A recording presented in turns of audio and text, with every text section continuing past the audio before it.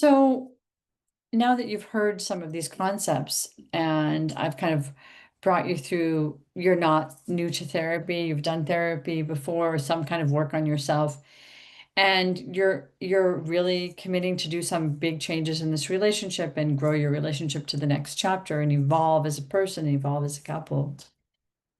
How are you not going to slide back? Because you slid back before, right?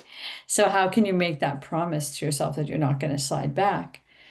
And that means that you don't stop doing the work, but it doesn't have to be so rigid like therapy every week um or whatever you think is rigid, right? But it has to be there. There has to be some reflections. So some of these tools, these self practices, these practices that you do every day are ones that don't stop. You might get sloppier on them. Maybe your morning journaling doesn't happen until on your way home from work, and there's only like a paragraph of reflection. But to make sure that you're always weaving this into your life, it's kind of like exercise. If you stop playing tennis, you could get tennis back pretty quickly, but if you never go to the court, probably not, right? So I would actually make it a commitment to yourself that whether you go on retreat or go away for a couple's weekend or have a regular date night, or have a meditation practice, or do some kind of psychedelic journeying quarterly so that you go back into that space and remind yourself. Remember, psychedelic journaling is work. It's just doing, having a bunch of intentions about things that you want to look at and really remembering how to be in that space of depth and symbolism instead of being in the day to day. So you sort of step away and you replenish your neural pathways into looking at things differently from a different angle. You can do this in all those other practices, but the only way it works is that you actually do it. So that might mean you have a day that you are alone once a month, right? You do something just by yourself. You have a day with your partner that you're only with them. And maybe it's like you're with them silently all day, that you're not in chore land or errand land or kid land, but you actually prioritize the relationship. I remember meeting a couple many, many years ago where they had it a practice that every day when they met each other, and this was a difficult one to do, I was sort of amazed. But whenever they saw each other at the end of the day, they spent 30 minutes together the before they walked into the house from work.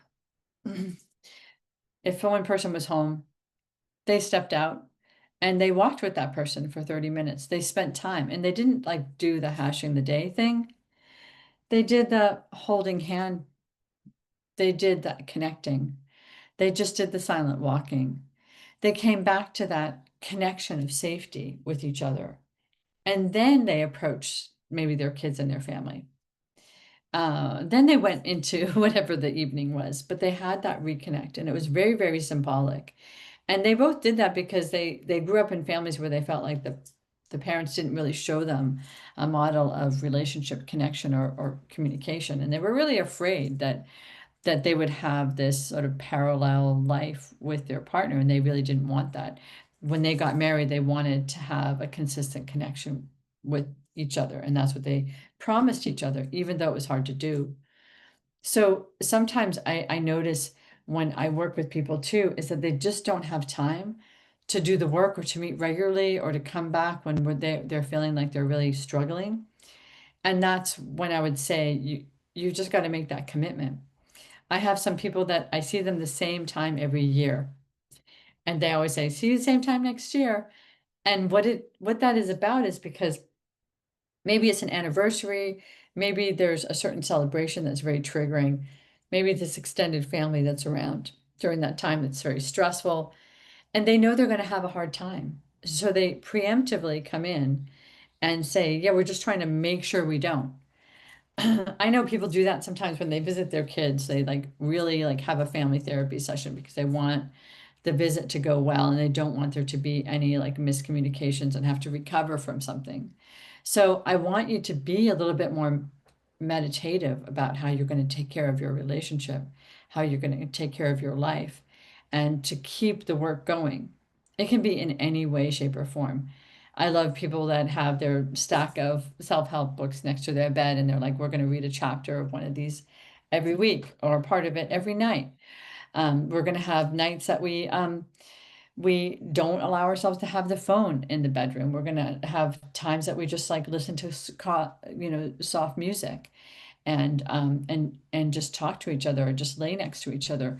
These are the kinds of practices that you have to really actively participate in and conjure up new ones and new ideas. So follow people who have new ideas about relationships and practice more somatic based techniques because you will find the way of not re-traumatizing or not going back to those traumas and triggers. You will grow away from them and realize, oh, I don't even think about those times anymore that were really tough. We've already replaced that with the strength and the consistency of our connection. So that's my wish for you is that whatever you do, you find a way to hook in. You find influences out in the world, mentors, other couples that are doing this work. I love following couples that work together and they really talk about their model of relationship and how they were able to work through some things and stay closer together. I think that's really amazing to have really healthy models of relationships around you too as an influence and as something to strive for. So if I can help you in any way, don't hesitate to reach out. I have a lot going on in the couple world. I'm constantly also working on my relationship, so I'm always challenging myself with new techniques, which I always put on my YouTube videos. You'll see that in my library tips on couples, because I really do want there to be just an abundance of skills and exercises and thoughts and new thinking that you both can do throughout your relationship to strengthen, to grow, to evolve. I cheer you on, and I hope this was helpful.